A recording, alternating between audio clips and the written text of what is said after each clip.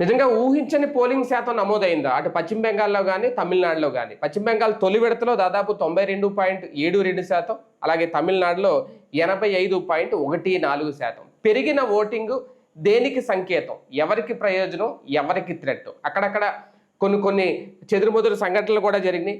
పశ్చిమ బెంగాల్లో స్వల్ప హింస కూడా, ఒక బీజేపీ అభ్యర్థిని తరిమి కొట్టారు అనేది, ఆయన ఎవరో కాదు, సువేందు సర్కార్పై కొంతమంది దాడి చేశారు. ఇలాంటి ఉద్రిక్తతలు మినహా మొత్తం అంతా ప్రశాంతంగానే జరిగింది పోలింగ్. కానీ ఈ స్థాయిలో బయటకు వచ్చి పోలింగ్ బూత్ వరకు వచ్చి ఓట్లేయడం ఒక రకంగా ఏదైతే ఉందో స్పెషల్ ఇంటెన్సివ్ రివిజన్, దాని ఎఫెక్ట్ అయినా పశ్చిమ బెంగాల్లో ఫలితాలు ఈసారి ఖచ్చితంగా తారుమారయ్యే అవకాశం ఉందా? మోడీ కూడా ఒక ప్రకటన చేశారు, రేపు 4వ తేదీన మిఠాయిలు తినిపించుకుందాం, సిద్ధంగా ఉండండి అని. ఆయన కాన్ఫిడెన్స్ వెనక ఏంటి అసలు కారణం? ఈ అంశం మీద చర్చించే ప్రయత్నం చేద్దాం. సార్, మొదటగా తమిళనాడు ఒకసారి చూసుకుంటే, అంటే గతంతో పోలిస్తే భారీగా పెరిగింది, 85.14%. దేనికి సంకేతం ఈ పెరుగుదల? అంటే మనకి తమిళనాడు పరంగా రాజకీయం చూసుకున్నప్పుడు గతంలో ఎప్పుడూ లేనంతటి ఫీలింగ్ ఈ దఫా వచ్చింది. దీనికి 2-3 కారణాలు ఉంటాయి. ఒకటి, ప్రభుత్వ వ్యతిరేకత అయి ఉండొచ్చు, లేదా ప్రభుత్వ అనుకూలత కూడా అయి ఉండొచ్చు. ఇప్పుడు మీకు గుజరాత్లో ఇట్లాగే లాస్ట్ ట్రిప్ ఎలక్షన్స్ అప్పుడు, అంతకుముందు ఎలక్షన్స్ అప్పుడు ఈ పటేలు, పట్వారీ ఇట్లా రకరకాలైనటువంటి వాళ్ళు, అంటే అన్ని కులాల వాళ్ళని చేరదీసి 3 రకాలైనటువంటి వాళ్ళతో ముందు ఉద్యమాలు చేయించి ఆ పైన వాళ్ళతో గుజరాత్లో ఒక ప్రయోగం చేసింది కాంగ్రెస్ పార్టీ. ఇక అయిపోయింది బీజేపీ పని అనుకున్న సందర్భంలో 99 సీట్లు 98 సీట్లు వచ్చి గెలిచింది బీజేపీ. ఏది 5వ సారో 6వ సారో. అట్లాంటి సిచ్యుయేషన్ నుంచి మొన్నటిసారి జరిగిన ఎన్నికలప్పుడు భారీ పోలింగ్ నమోదైంది. ఇట్లాగే గుజరాత్ చరిత్రలోనే అనడు లేనంత పోలింగ్. దానికి రాహుల్ గాంధీ కానీ ప్రతిపక్షాలన్నీ కూడా లెక్కేసుకుంది ఏంటి, ఇంకేముంది అక్కడ అధికారంలోకి బీజేపీ దిగిపోయినట్టే, బీజేపీకి బుద్ధి చెప్పేసినట్టే అని భావించారు. సీన్ కట్ చేస్తే భారీ పోలింగ్ నమోదైన చోటన భారీ మెజార్టీతో బీజేపీ గెలిచింది. 145 సీట్లకు పైగా వచ్చింది అక్కడ బీజేపీకి. అట్లాగా ప్రో ఇన్కంబెన్సీ అయింది. వాస్తవంగా ఏ మోడీనో ఉన్నాడంటే ప్రో ఇన్కంబెన్సీ అయితే ఒక ఎత్తు, కానీ అక్కడ కాంగ్రెస్ యాంటీ ఇన్కంబెన్స్ అనాలి. కాంగ్రెస్ ఇట్లాంటి కథలు నడుపుతుందని విరక్తి చెందినటువంటి హిందువులందరూ పోలరైజ్ అయ్యి బీజేపీని ఎవరు ముఖ్యమంత్రి ఫేస్ కూడా చూడలేదు. బీజేపీ అనే పేరుతో ఓట్లేసి గెలిపించేశారు ఆ రోజున. ఇప్పుడు తమిళనాడులో అంతటి ఇంపాక్ట్ స్టాలిన్ మీద ఉందా? ఉంటే జరిగిందా? ఇది కావచ్చు. లేదా భారీ ఓట్ల సంఖ్య పెరిగినప్పుడు ఓటమి కూడా జరుగుతుంది. లైక్ 2019 ఎన్నికల్లో ఆంధ్రప్రదేశ్లో జరిగింది అదే, 2024 ఎన్నికల్లో ఆంధ్రప్రదేశ్లో జరిగింది అదే. పర్సంటేజ్ ఆఫ్ పోలింగ్ పెరిగింది. ఆ పెరిగిన ఫలితం అధికారంలో ఉన్న వాళ్ళని గద్దె దించింది. ఇక్కడ కర్ణాటక అదే జరిగింది, తెలంగాణలో అదే జరిగింది. పర్సంటేజ్ ఆఫ్ పోలింగ్ అంటే ఎక్కువ శాతం ఎక్కువ రాష్ట్రాల్లో ప్రభుత్వం మీద వ్యతిరేకత ఎక్కువగా ఉంటే ఓటింగ్ శాతం పెరుగుద్ది. అలా చూసుకుంటే ఇప్పుడు తమిళనాడులో స్టాలిన్ ప్రభుత్వానికి ఇప్పుడు అదే నేను చెప్తుంది. అందుకే గుజరాత్ చెప్పా ముందు, అక్కడ ప్రో ఇన్కంబెన్సీ వచ్చింది. ఉత్తరప్రదేశ్లో కూడా ప్రో ఇన్కంబెన్సీ వచ్చింది, యోగి ఆదిత్యనాథ్ మళ్ళీ గెలిచాడు. కాబట్టి అది ఉండొచ్చు. అయితే ప్రో ఇన్కంబెన్సీ విన్ అనేటటువంటిది సాధారణంగా ఒక 20% ఉంటున్నాయి ఓవరాల్ లెక్కలు చూసుకున్నప్పుడు. ఓట్ల సంఖ్య పెరిగిన టైంలో క్రిందసారి మమతా బెనర్జీ అట్లా భారీ ఓట్ల జరిగినప్పుడు గెలిచింది ఆవిడ, భారీ ఓటింగ్ క్రిందసారి అక్కడ. అప్పుడు మమత గెలిచింది, ప్రో ఇన్కంబెన్సీ అయింది. ఇప్పుడు ఇక్కడ ప్రో ఇన్కంబెన్సీ యాంటీ ఇన్కంబెన్సీ అనేది 4 దాకా తెలియదు, ఎవరి లెక్కలే వాళ్ళు మాట్లాడుకోవచ్చు. ఇంకొకటి, విజయ్ ఈసారి ఎన్నికల్లో పోటీ చేయడం వల్ల యంగ్స్టర్స్ అయినటువంటి వాళ్ళు, అంటే ఎలక్షన్స్ అంటే మనకి సంబంధం లేదన్నట్టు, మా చదువు మా జీవితము మాకు ఏదో ఇచ్చాడు వాటి ఓటు హక్కు, కానీ మాకే ఉందిలే ఈ పెంట అంతా ఎందుకులే అనుకునేటటువంటి యువతరం ఓట్లేసి ఉండొచ్చు. దాని వలన కూడా పర్సంటేజ్ ఆఫ్ పోలింగ్ పెరిగి ఉండొచ్చు అక్కడ. యువతరం కూడా ఓట్ వేయడం వల్ల పర్సంటేజ్ ఆఫ్ పోలింగ్ పెరిగి ఉండొచ్చు అక్కడ. అది కూడా ఒక ఫ్యాక్టర్. అంటే మామూలుగా సినిమా యాక్టర్లు వచ్చినప్పుడు ఒక్కొక్కసారి పెరుగుతూ ఉంటది విజయ్ ప్రభావం. అదే ఆ ఇంపాక్ట్ ఏంటనేది కూడా తెలుస్తుంది రేపు పొద్దున, అతను ఎంత ఓట్లు లాక్కున్నాడు ఏంటనేది. కానీ తమిళనాడులో ఒక రకంగా స్టాలిన్ ప్రభుత్వం మీద గతంతో పోలిస్తే వ్యతిరేకత పెరగడానికి కారణం ఒక విజయ్ అని అనుకోవాలా, లేదు అంటే డిఎంకే కూడా బలంగా ఈసారి ఎఫర్ట్ పెట్టింది గతంతో పోలిస్తే అనుకోవాలి. డిఎంకే చరిత్రలో వరుసగా 2 సార్లు గెలిచిన ఇది ఇంతవరకు లేదు. ఏఐఏడిఎంకే 2 సార్లు గెలిచింది, అవును. డిఎంకేకి లేదు అట్లా చరిత్ర. ఈ దఫా తిరగరాయాలనుకున్నాడు. కాకపోతే కొన్ని మైనస్లు ఏం కనబడ్డాయి అంటే, ఒకటి హిందువులని విపరీతంగా ద్వేషించే పదజాలం వాడాడు, హిందువులని దూషించాడు భారీగా, చివరికి హిందూ ఆలయాలను టార్గెట్ చేశాడు. ఇది దేశవ్యాప్తంగా చర్చనీయాంశమైంది. దానికి తోడు తమిళనాడు, మీరు ఢిల్లీలో చూస్తే ఏ కీలకమైనటువంటి ప్రభుత్వ శాఖ వర్క్లోనైనా సరే తమిళోడే ఉంటాడు. దక్షిణాది తమిళోళ్ళకి అక్కడ ఐఏఎస్లో కీ పొజిషన్స్ అంటే సెక్రటరీ ఇట్లా ఉంటాయి కదా పొజిషన్స్, అలాంటి వాటిలో తమిళ్లో ఎక్కువ ఉంటారు ఢిల్లీలో. అలాంటిది తమిళనాడులో భాష సమస్య సృష్టించి నువ్వు వేరే చదవడానికి లేదు, హిందీ నేర్చుకోవడానికి వీల్లేదు అంటాడు. అది జనాలకు వదిలే, నువ్వెందుకు రుద్దుతో వాళ్ళ మీద? నువ్వు తమిళ బోధన పెట్టు, తమిళ మీడియం పెట్టు, దాంతోపాటు ఇంగ్లీష్ కావాలా, హిందీ కావాలా, తమిళ్ కావాలా, చాయిస్ ఈజ్ ఎవర్స్ అని చెప్పు. అలా కాకుండా ఇది అల్ట్రా మోడర్న్ యుగం, ఇది సోషల్ మీడియా యుగమే కాదు, డిజిటల్ మీడియా యుగం. ప్రపంచాన్ని అంతా చూస్తున్నది యువతరం, ప్రపంచమంతా ఉద్యోగాలు చేస్తున్నది యువతరం. చేస్తున్నప్పుడు మడిగట్టుకుని నేను నా ఊరికి గీతలు గీస్తానన్నప్పుడు వీడి ఉపాధి కోల్పోతున్నాడు, వీడి ఉద్యోగం కోల్పోతున్నాడు. ఆ తరం ఎడ్యుకేటెడ్ యూత్ ఇప్పుడు ఒక ఐకాన్ లాగా కనబడుతున్నాడు విజయ్. వాళ్ళు ఆ ఉద్దేశంతో రావచ్చు కదా, అది యాంటీ ఇన్కంబెన్సీ అవ్వచ్చు కదా స్టాలిన్కి. సార్, ఒక రకంగా మహిళల ఓటు బ్యాంక్ ఎక్కువ పెరగడం కూడా యాంటీ ఇన్కంబెన్సీకి ప్రతిసారి చెప్తారు, కానీ ప్రతిసారి మహిళల ఓట్లు మగాళ్ళ కంటే మహిళల ఓట్లు ఎక్కువ ఉన్నాయండి.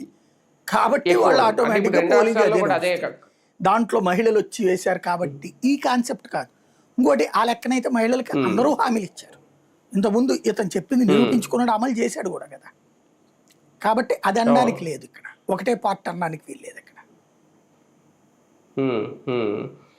పశ్చిమ బెంగాల్ అంటే పశ్చిమ బెంగాల్ పూర్తిగా ఇంకా మనం అంచనా వేయలేమేమో. కాకపోతే తొలి విడత పోలింగ్ మొత్తం ప్రక్రియ చూసుకుంటే అక్కడ కూడా భారీగానే నమోదైంది. ఎస్ఐఆర్ ఎఫెక్ట్ బాగా ఎక్కువ కనిపించింది ఈసారి. ఎస్ఐఆర్ ఎఫెక్ట్ కంటే నేను కొన్ని సోషల్ మీడియాలో పోస్టులు కొన్ని చదివాను, కొంతమంది అదే రాసుకొచ్చారు వాళ్ళ ట్వీట్లలో కానీ వాళ్ళ ఫేస్బుక్ పోస్టుల్లో కానీ. ఇతర రాష్ట్రాలను ఒక 2-3 బంగారపు వ్యాపారస్తులు, అంటే బంగారు నగలు వజ్రాలు తయారు చేసి అమ్ముతారు కదా, అవి అమ్మే వ్యాపారులు పెట్టిన పోస్టులు చూసినప్పుడు నేనే మొదట ఒక వీడియో కూడా చేశాను అనమాట.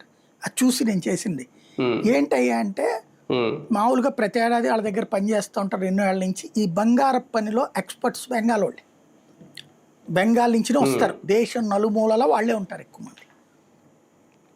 అలాంటి వాళ్ళు ప్రతిసారి ఎలక్షన్స్ అప్పుడు వీళ్ళ అక్కడ ఒక 100 మంది పని చేస్తుంటే ఒక 20 మందో 30 మందో వెళ్ళేవాళ్ళట.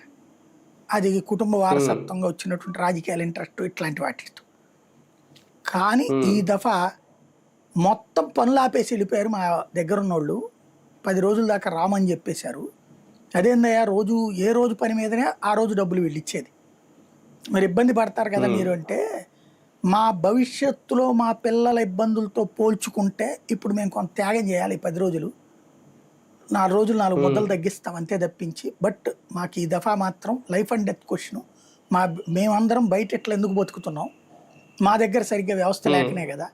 ఈ దఫా వ్యవస్థ సెట్ రైట్ కావాలంటే మేము ఖచ్చితంగా మా భవిష్యత్తును తీర్చిదిద్దేవాడికి ఓటేయాలి, అందుకోసం వెళ్తున్నామని చెప్పారట.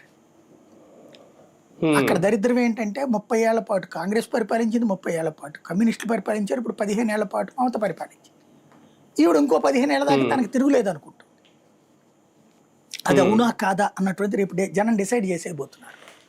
ఇంకొక విడత ఉంది కదా అక్కడ, అది పూర్తయిన తర్వాత అక్కడ కనుక మమతా బెనర్జీ గెలిచిందనుకోండి, యాంటీ మోడీ అన్నటువంటిది బలంగా ఉన్న రాష్ట్రం కింద ఉండిపోతుంది.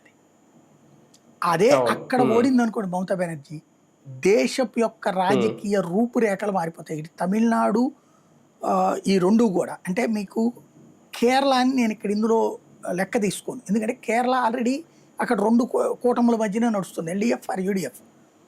ఎల్డిఎఫ్ ప్లేస్లో యూడిఎఫ్ వస్తుంది ఇప్పుడు అధికారంలోకి, దట్ పెద్ద ఇష్యూ కాదు. బట్ ఇవి మాత్రం ఇష్యూ. ఇది అస్సాము కేరళ వచ్చేటప్పటికి ఇద్దరు చెరోడు పంచుకున్నట్టే కనబడుతుంది. పాండిచ్చేరి చాలా చిన్నది, మన మున్సిపాలిటీ కార్పొరేషన్ అంత ఉంటుంది కాబట్టి దాన్ని కౌంట్ చేయడానికి. బెంగాల్లోనూ తమిళనాడులో కనుక ప్రభుత్వాలు కూలి ఎన్డీఏ వచ్చింది అంటే మోడీకి తిరుగులేని ఆధిపత్యం నెక్స్ట్ ఎలక్షన్స్ కనబడుతుంది. ఒకవేళ అలా కాకుండా ఈ రెండిట్లలో ఓడాడు అనుకోండి, ఎన్డీఏ ఓడింది అనుకోండి, యాక్చువల్గా పర్యాయ పదం ప్రకారం చూస్తే మోడీకి ప్రాబ్లం ఏం కాదు, లేదా బీజేపీ ప్రాబ్లం ఏం కాదు, 4 సీట్లు పెరుగుతాయి కూడా. కానీ ఆ ఇంపాక్ట్తో రేపటి రాజకీయాన్ని మార్పు చేయడం కోసం రేవంత్ రాహుల్ని రెచ్చగొడతాడు. ఇక బాగా నడుస్తుంది అది. అవును. కానీ ఒకటి సార్, మొదటి విడతలోనే 92% అంటే అసలు మామూలు విషయం కాదు. ఇది కూడా ఒక రకంగా మమతా బెనర్జీకి ఇప్పటివరకు ఆమె సర మీద ఏ స్థాయిలో పోరాడారో మనం చూసాం చివరి నిమిషం వరకు. దాని మీద ఇప్పటికి రేపొద్దున ఓడిపోయినా సరే దాని గురించి అని అంటారేమో, కానీ ఇక్కడ మోడీకి అది బాగా పనిచేసిందా? 92% ఓటు బ్యాంక్ ఆ స్థాయిలో పోలింగ్ జరగడానికి కారణం దొంగ ఓట్లు వేయించడం అనేటువంటి. ఇప్పుడు మిగతాది ఇప్పుడు బెంగాల్లో దాని పేరు ఏంటిది, బీహార్ కానీ ఉత్తరప్రదేశ్ కానీ ఇట్లాంటి చోట్ల తీసిన ఓట్లతో పోల్చుకుంటే ఇక్కడ తీసిన తక్కువ ఇంకా. ఎందుకంటే వాళ్ళకి నోటీస్ ఇచ్చాక ఆ మనిషి అన్రెస్పాండెడ్ ఫెలోనే ఇప్పుడు ఓట్లు తీసేసి, కాబట్టి పెద్ద ఇష్యూ కాదు. మెయిన్ ఇక్కడ అంటే బీహార్లో కూడా ప్రభావం కనిపించింది. అది బీహార్లో నేను అనేది, బీహార్లో ఆల్రెడీ అధికారంలో ఉన్నోళ్ళే వచ్చారు, మళ్ళీ ఇక్కడ మళ్ళీ రావచ్చు ఆ లెక్కనైతే కనుక. కాబట్టి రాబోయే రోజుల్లో ఇప్పుడు ఉన్నటువంటి ఫస్ట్ ఫేజ్ ఆఫ్ ఎలక్షన్ చూస్తే ఒకటి బెంగాల్ ఎన్నికల్ని ప్రజలు సీరియస్గా తీసుకుంటున్నారు. అక్కడ కనుక ఈ దఫా అధికారం మారిందా చరిత్ర మారిపోతుంది, దేశ చరిత్రగతే మారిపోతుంది. అధికారం మారకపోయినా ఎన్నికలకు ముందు మోడీ కానీ అమిత్ షా కానీ బీజేపీ నాయకులు పెట్టిన ఎఫర్ట్ అంటే అస్సాంని పక్కన పెట్టేయచ్చు, ఎందుకంటే అక్కడ గెలిచినా ఓకే, పెద్దగా అది కొత్తగా ఖాతాలో యాడ్ అయ్యేది ఏమి ఉండదు, ఓకే అక్కడ ఓడిపోతే అది వేరే విషయం. కానీ పశ్చిమ బెంగాల్ విషయంలో చాలా కాన్ఫిడెన్స్తో ముందుకెళ్తున్నారు. మోడీ కూడా నిన్న ప్రకటన చేశారు, ఎక్స్పైరీ డేట్ ఇంకా May 4 తృణమూల్ కాంగ్రెస్కి అని. అంటే ఏంటి ఆయన కాన్ఫిడెన్స్? అయితే మమతా బెనర్జీ మేనల్లుడు కూడా ఒక ప్రకటన చేశాడు. ఇప్పుడు అతను కూడా ఎంపీ కదా, అంటే వాళ్ళు అతను చేసిన ప్రకటన ఏంటంటే నువ్వు 4వ తారీఖు దమ్ముంటే ఉండు అని అమిత్ షాకి సవాల్ చేశాడు. రాష్ట్రంలోనే ఉండు, ఎలక్షన్ అయిపోయాక చూసుకుందామని. అంటే మేము గెలుస్తామని అతనికి కాన్ఫిడెన్స్ ఉంది. నేను అనేది అదే, ఎవరికాళ్ళు ఇప్పుడు ఏంటంటే తమ కార్యకర్తల్ని ధైర్యపరచాలి, ఆ ధైర్యం లేకుండా చూడాలి. అందుకని మాట్లాడతారు. ఒకటి మాత్రం ఖాయం, ఇంత పర్సంటేజ్ ఆఫ్ పోలింగ్ అనేటటువంటిది అనూహ్యం. ఇది పబ్లిక్ బలమైన తపనం తెలియజేస్తుంది. అది గెలిపిస్తుందా ఓడతుందా అన్నటువంటిది మాత్రం ఖచ్చితంగా 4వ తారీఖునే తెలుస్తుంది. ఈలోపు ఎవరి లెక్కలు వాళ్ళు మాట్లాడేసుకోవచ్చు. అందులో అంటే లోకల్ నాయకులు మాట్లాడడం వేరు, మోడీ మాట్లాడడం ఓడిపోతానని చెప్తాడే ఏంది ఆయన, లేదా మాకు అనుకున్నంత రాలేదు చెప్తాడు. అయిపోయింది అనుకోండి, అప్పుడు మమతా బెనర్జీకి కంగ్రాట్స్ చేస్తా, చెప్తా మీరు అద్భుతంగా పనిచేశారు, మీరు ప్రజలు ఆశీర్వదించారు, నేను మీకు అండగా ఉంటానని చెప్తాడు. అదే మోడీ. స్టాలిన్ కానీ అదే చెప్తాడు. ఒకవేళ దెబ్బతిన్నారనుకోండి, వాళ్ళు చెప్పాలి మీరు గెలిచినందుకు అభినందనలు అని చెప్పేసి. కానీ బీజేపీ వేసే అడుగులకి ఏమైనా భయపడిందా? అందుకనేనా సువేంద్ర సర్కార్ మీద నిన్న దాడి జరగడం, ఆయన పరిగెట్టించి మరి ఆయన మీద దాడి చాలా చోట్ల జరిగిన బీజేపీ. అక్కడ అసలు ఎలక్షన్లప్పుడు ప్రచారమే చేయనివ్వరండి. ప్రతి ఏరియా ఓ రకంగా విక్రమార్కుడు సినిమా బెంగాల్కి కరెక్టే సరిపోతుంది అనమాట. కాకపోతే దరిద్రం ఏంటంటే సెక్చరైట్ చేసేటటువంటి ఉద్దేశం లేకపోతే దాన్ని ప్రొవోకేట్ చేస్తాయి పార్టీలు, అదే నడుస్తుంది. కానీ 2 రాష్ట్రాల ఎన్నికలైతే ఈసారి ఖచ్చితంగా రేపు అంటే జయాపజయాలను పక్కన పెడితే ఏదో సాధించబోతున్నాయి. బీజేపీకి ఏదో కొత్తగా కలిసి వచ్చే అవకాశాలు ఉన్నాయి 2 రాష్ట్రాల్లో. బీజేపీకి బలమా కలహమా అన్నటువంటిది అయితే రేపు 26 నైట్ జరిగేటటువంటి ఎగ్జిట్ పోల్స్ 4వ తారీఖు వచ్చేటువంటి ఎగ్జాక్ట్ రిజల్ట్ తేల్చేయాలి అంతే. అదే కదా, రైట్. చూద్దాం. మోడీ అయితే చాలా కాన్ఫిడెన్స్తో ఉన్నారు. May 4వ తేదీని మిఠాయిలు తినిపిస్తాం పశ్చిమ బెంగాల్లో అని చెప్తున్నారు. అది ఏ స్థాయిలో? ఎందుకంటే అధికారంలోకి వచ్చే స్థాయిలో మిఠాయిలు తినిపిస్తారా, లేదంటే గతంతో పోలిస్తే బెటర్గా కొన్ని ఎక్కువ సీట్లు ఎక్కువ ఓట్లు సాధిస్తారా? ఏం జరగబోతోంది పశ్చిమ బెంగాల్ తమిళనాడు రాజకీయాల్లో? ఎలాంటి మార్పులు చూడబోతున్నాం? May 4వ తేదీ వరకు వేచి చూడాల్సిందే.